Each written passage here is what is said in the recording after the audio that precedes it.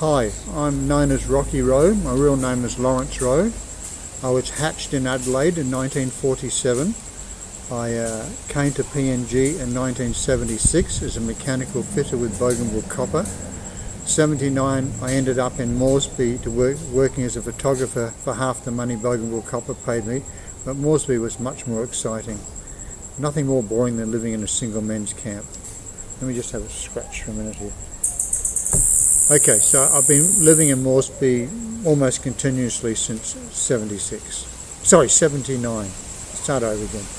I came to Bougainville in 76, 79 I came to Moresby, and I've been living here almost continuously since then, except for lots of travels around the country. So what have been the highlights of your 45 years in the country? Almost 45. Seeing Papua New Guinea. And what prompted you to leave Bougainville?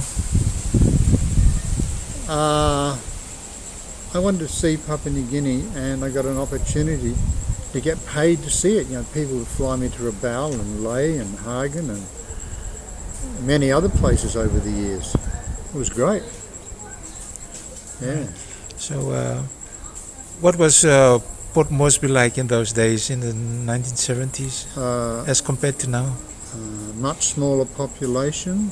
The roads were in much better condition. There was a very slow queue of traffic going into CBD for start of work time because the freeway hadn't been built. That was the main disadvantage. But the roads were in much better condition. Many more people had housing. Now a huge number of people coming to Moresby, there's no housing for them. There were power cuts, but not as many as we get these days. I can remember 35 years ago, Elcom would publish advertisements in the paper saying it's illegal to generate power if we can supply it. They don't do that anymore now. They've got too much mud on their face over the years. The population in Moresby was much smaller then. It was easier to get around. Yeah, that's the main differences. And tell me about your career as a photographer. Well, when I first started, most of my work was advertising and corporate, like company stuff for annual reports and stuff. A lot of advertising, heaps of it, which is really interesting. So I was shooting film in the early days because digital hadn't been invented. I was shooting sort of boxy sort of cameras called Mamiyas. I get 10 shots to roll of film, whereas now I can rattle off 10 shots in a second with a digital camera. And it was all on what most people would have called slide film, which you had to be very accurate with the exposure. It wasn't rescuable like modern digital files are, especially if you shoot raw. So it was much harder to get it right. Autofocus hadn't been invented. Half the world couldn't focus a camera in the first place, so it was a lot harder to do the photography then. Now it's quite easy. So what are your best memories as a photographer? Just PNG in general, it's been wonderful. Yeah. Many things PNG, seeing the whole place, meeting many people. I suppose the best subject I ever photographed was Samari. He had a really interesting face and he was always nice to talk with and stuff. Very friendly, very chatty. The other Prime Ministers were right, but Samari was the best from a photographer's point of view, by far. Yeah. Your photograph is on the 50 kina note. Yeah, the portrait of Samari on the 50 kina note was a picture chosen by him that I had shot several months earlier. I didn't know about it at the time. I discovered after it came out. It was one of the pictures I'd taken. So that was an honour. Samari and I used to make jokes like, wouldn't it be nice if we got a percentage of turnover? Every time someone used it, we got a toy or something like that. That would have been really nice, but we just used to joke about that. No, it was good. The first time I photographed him was in a studio in Boroko. And someone I hadn't met but knew of me brought him in for me to take his photograph. And that was the first of many times over the years. So tell me some of your memorable jobs, your photography jobs. I like going to mine sites and oil fields and exploration places. That's interesting. One of my second or third job in Lae, I caught the red eye special from Moresby to Lae. I got picked up at Lae Airport, which was in the centre of town, which is very convenient in those days. I spent all day in a soap factory taking pictures. I got fed a pint of Coke for lunch in their meeting room, and later in the afternoon I got taken down the airport and flown back to Moresby. So I didn't see much of Lae on that trip, did I? But I've done a lot of jobs in Lae since, but I've been all over the place many times. I've photographed many buildings, many people, many scenes, worked on television commercials. Well, the old days it was cinema commercials, you didn't have TV here then. And that was interesting, watching the lighting that the overseas people used.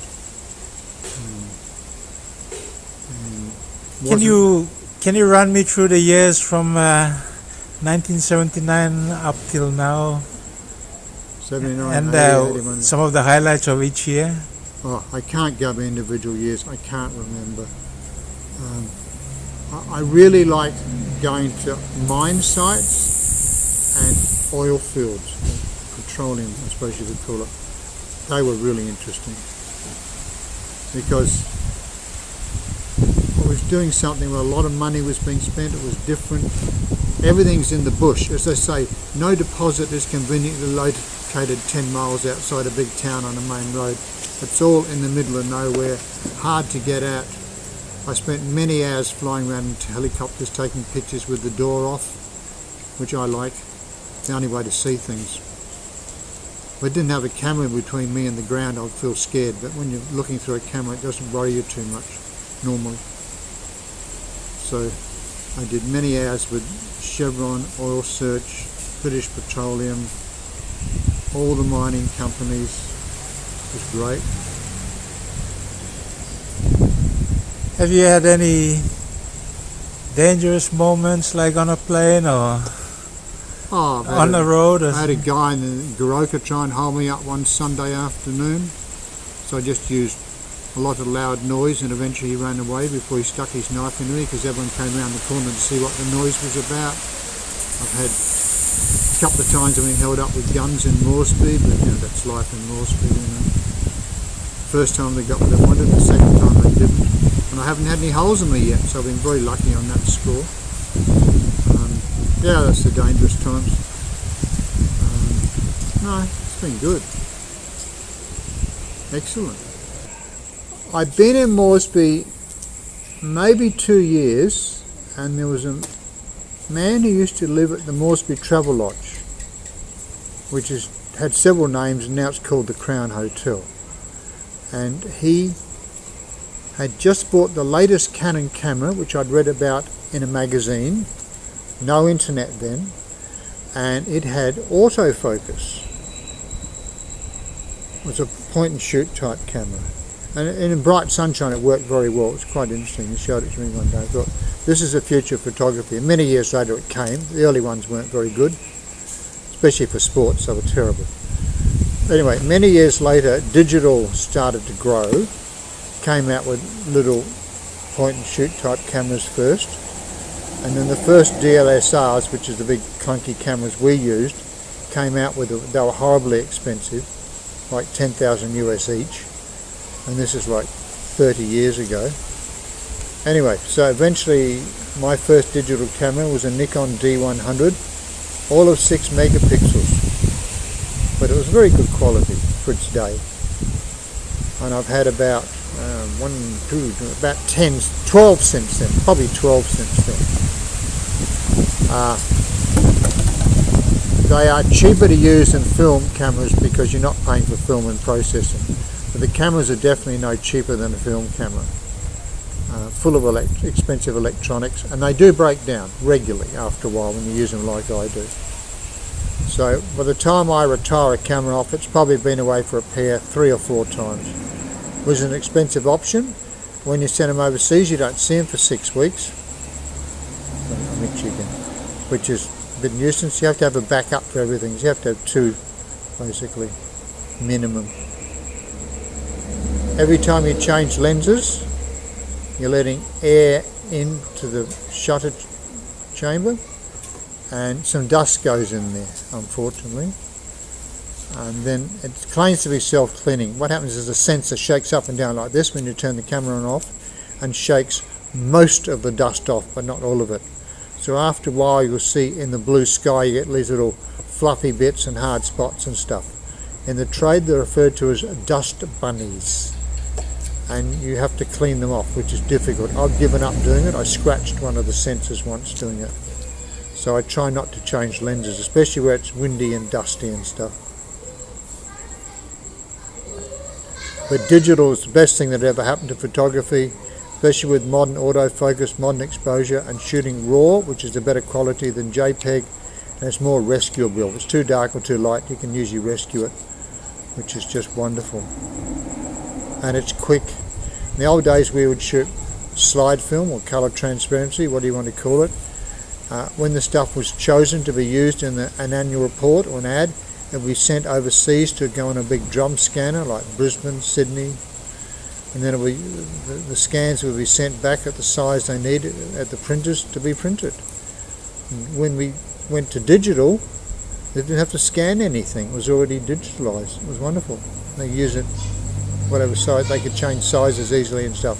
Revolutionised the industry. And now the modern smartphones come out and they've got very good cameras in them. They don't blow up as big as our cameras, but otherwise they're very good. And they're easy to carry around. Definitely not so heavy. What have you enjoyed most about photographing Papua New Guinea? Variety. You know, back in the days when I was busy, I'd be up, Kutubu doing stuff on the ground, flying around in helicopters and stuff. Then you're in offices and boardrooms in Moresby photographing staff, directors, whatever. Then we'd do like Miss PNG would do that every year, so that'd be like maybe half a dozen different shoots leading up to the ball. That was always for free. And then you'd be going out to some construction site, someone putting up a new building, opening a new building, all that sort of stuff. Lots of variety. It was very good. Portraits.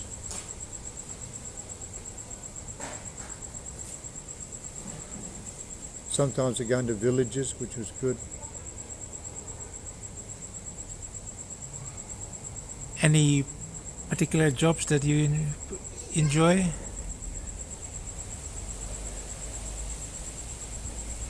I'll tell you one story. Well, it's a sort of continuous one.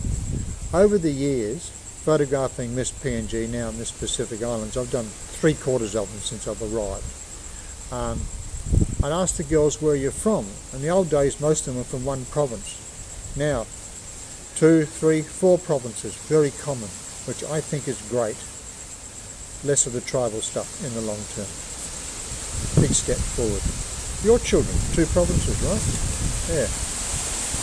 My son, 2 different countries.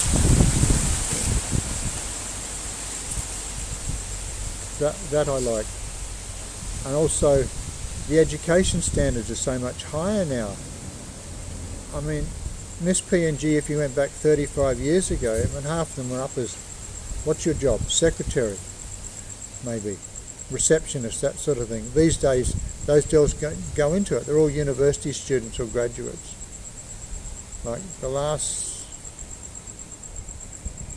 we had a lady 2 ladies graduated as doctors, medical doctors last year, I think, and they'd both been in Miss PNG. One had won it and the other one had come second, I think, previous years. And that's how things have changed. It's very good.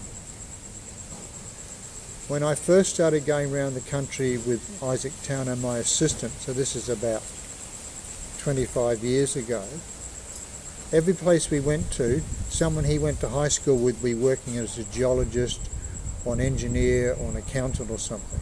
Everywhere we went, Isaac would find a friend. It was great. I would find someone I used to work with at Bougainville Copper from my early days in the country, and he would find a university graduate somewhere. It was very good. Now, you mentioned Bougainville. What are your memories of Bougainville? Oh, nicest place in PNG. It's the first place I worked at. It was really nice. Nice, friendly people. Beautiful, rugged scenery. I went back there 2-3 years ago for about 6 days, I think. It was really nice. I went back to where I used to work, except it had all been cut up and shipped up overseas as scrap metal. Up at Panguna? No, I was down the coast at Lolaho. A lot of Panguna had been cut up and shipped overseas as well, especially the heavy equipment.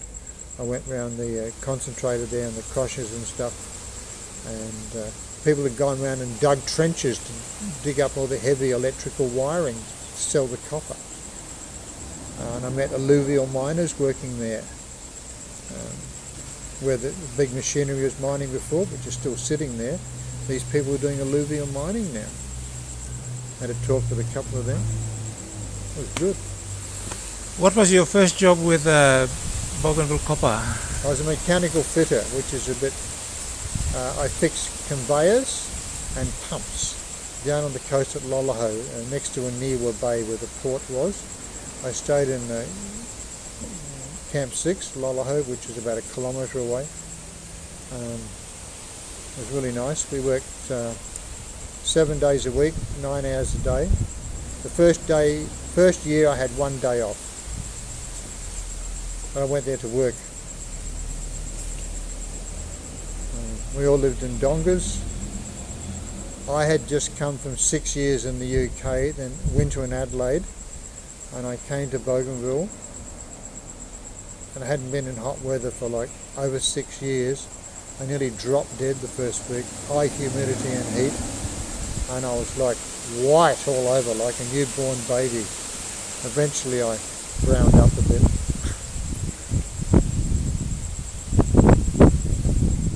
When I went back to Bougainville a couple of years ago, a Bougainvillian who was an apprentice boilermaker then, I met him. He had since retired. After Bougainville fell over, he worked a short time at Teddy and many years at Lahire, where I think he ended up being a supervisor in the boilermaking shop. Mark Nathan. It was great to see him again. Both of us have started dyeing our hair grey since we first met, and we both put on weight. Now you've watched Papua New Guinea develop from 1976 up to now. So what are you?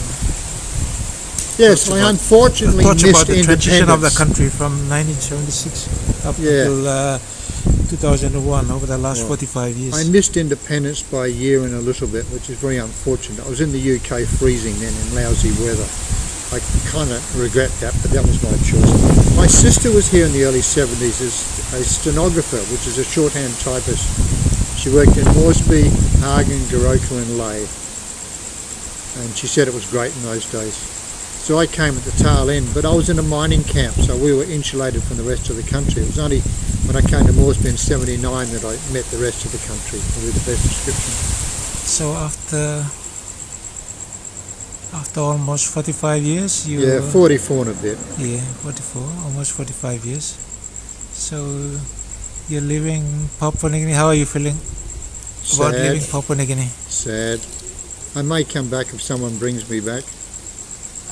I have to go down south and get my skin cancers checked out. It's a bit overdue. So what will you be doing now? Now that you're leaving Papua New Guinea? I'll go into 2 weeks lock-up in Brisbane in a hotel, courtesy of the Australian government. Then I'll be going to visit a skin cancer specialist who will look at me and cut some bits out, which they usually do, and a week later he'll tell me what's wrong with me, what he has to do to me. Hopefully nothing. Then I'll go and visit my sister in Canberra, who's getting a bit ill these days. Visit old friends and just see. Now, one thing you've been quite passionate about nature and all this. What are your thoughts about our environment? Well, PNG is very lucky.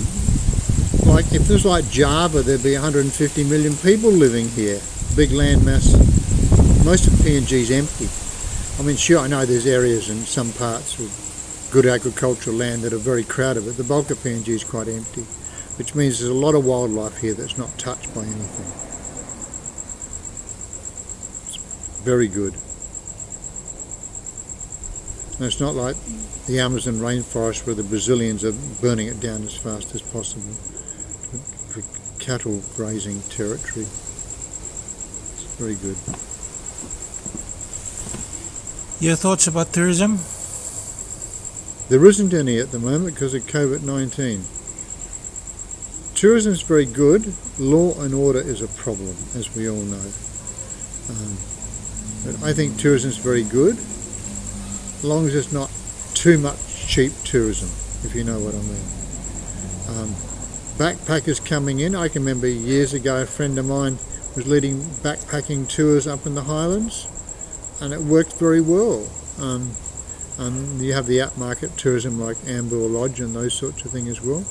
But it was very good. But you don't want 20 shiploads arriving every month in Rabaul, each with 2,000 people on them. That just messes the place up. But tourist ships love Rabaul. The scenery is brilliant. You've got nice roads there and stuff. Wonderful place to go to. A lot of history. Kokoda track tourism is wonderful. There should be more trips like that in Papua New Guinea. Dive tourism is very successful here because unlike many countries the reefs aren't overfished because the population's not too high so far. Politics, I know you've taken a lot of political met a lot of politicians over the years. What some of your memories about Well, I tell you, the funniest memory is if I'd stayed in Australia I probably would have never got anywhere near royalty or an Australian Prime Minister. Here I've photographed heaps of them. How's that?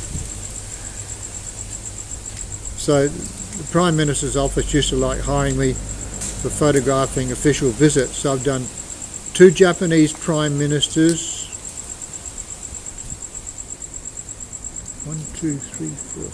5 or 6 Australian Prime Ministers, 1 Fijian, 2 Fijians, and various others. 1 Thai, 1 Indonesian, Yeah, I've covered a and couple with you. And all the Prime Ministers of PNG and senior ministers, of course. APEC. I did only a little bit for APEC. I did some of the lead-up stuff. So I was at APEC House for the 2 big days, photographing them come in and the big group shot around the table. I had the honour for the builder photographing all of APEC House before APEC happened. You know, APEC House was decorated with some of the best artefacts out of the Museum of Papua New Guinea. And then a few days after it was finished, they all pulled them out and put them back in the museum where they were safe again. It was very nicely decorated. Beautiful building, nicely decorated. I hope it gets looked after. You mentioned earlier about Sir Michael. What was he like? It was great to photograph.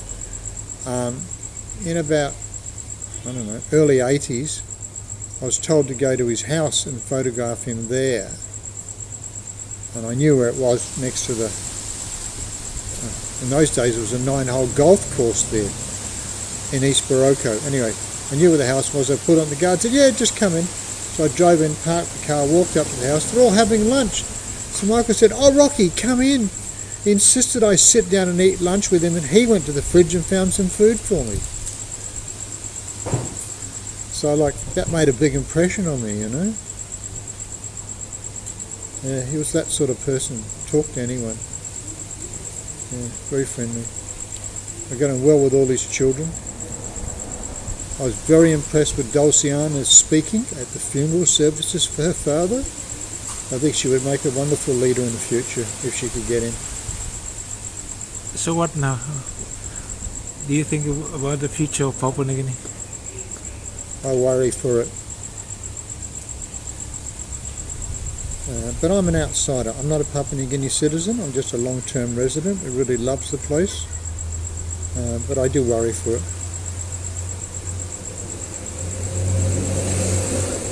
Could you elaborate a bit more on that, what you said? Well, I think the Motuans in Moresby should have their own seat. How about Moresby over the last 45 years? Well, it's certainly grown a bit. When I first came, my darkroom assistant, Philip Aru, and I drove around, and he gave me a tour of the suburbs when things were quiet in the darkroom and photography. I drove through Hohola and Tokarara, and he said, this is where most of the civil servants live. The high up ones are in Boroko, Corobasir and Gordons, but the rest are all here, in these small houses. I thought, this is wonderful. I didn't realise the government had stopped building houses at that stage. I think that should have kept going. Because you have the new generation of civil servants, there is no accommodation for them. Everything's way too expensive for them. So to me that's poor planning. Same in lay.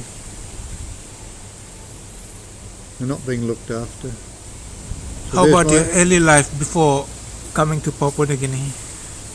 My early life. I was born and brought up in South Australia, mostly Adelaide. My father had done after the war. My father fought in Borneo, not here. He went to university and finished his agricultural science degree, and one of the men he did it with ended up working here for many years, plantation management and all that sort of stuff, and then LAS, the Agricultural Research Station at Kerabat. And my parents came here in mid-60s or something like that. I remember Dad coming back with all these slides of, they were driving a road somewhere and gave a couple of guys in traditional dress a lift in the ute they'd been lent, and he took a picture of Mum standing with them afterwards and all that sort of stuff. Had a wonderful time. And his friends, they used to get a leave break, was it every 5 years or 7 years in the old colonial days? And they would come and visit us. They'd caravan around Australia for 6 months. And they used to come and visit us and hear all the stories, and I always wanted to come here. So I went overseas to Scotland and England for 6 years. My sister came and worked here for 3 years. And she came and visited me halfway through that in Scotland. I thought I've got to go there one day, so I went back to Australia. A few months later I managed to get the job with Bougainville Copper. So I came here for 1 year in 76 and I'm still here. It's addictive.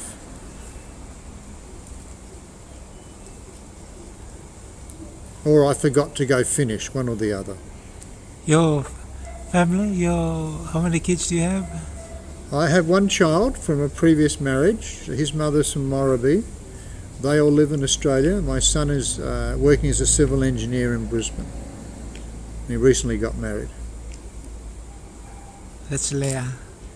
His mother's name was Leah, his name is Daniel.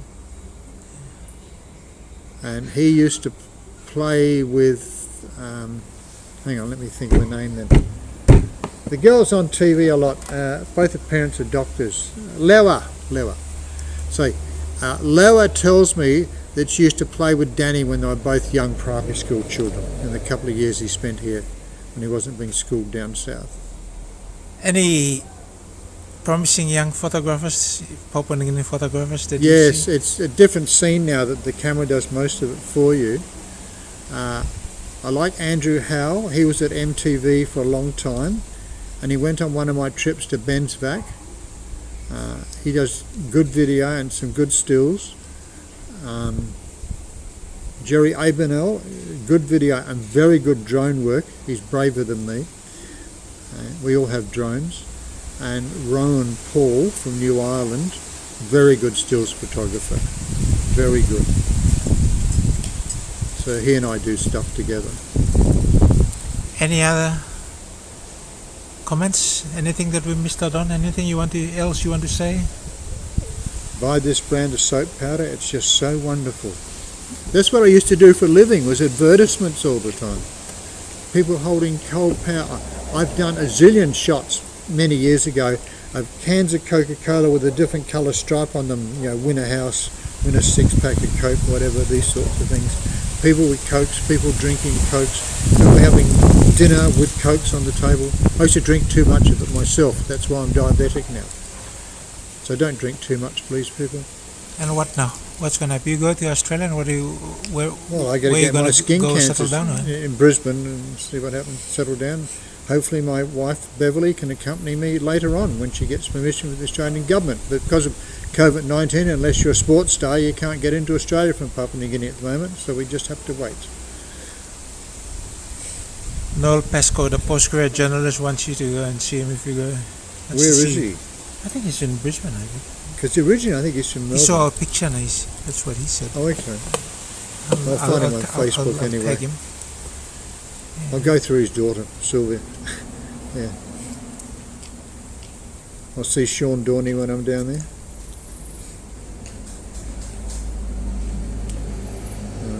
Your last word? PNG, greatest place on earth to stay. I very enjoyed it. I was very lucky to come here and to stay here. I feel very lucky. Wonderful place. And I've even been to the top of Mount Wilhelm, but I cheated. I took a helicopter.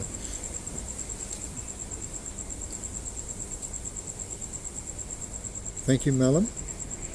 Malum's one of my long-term friends.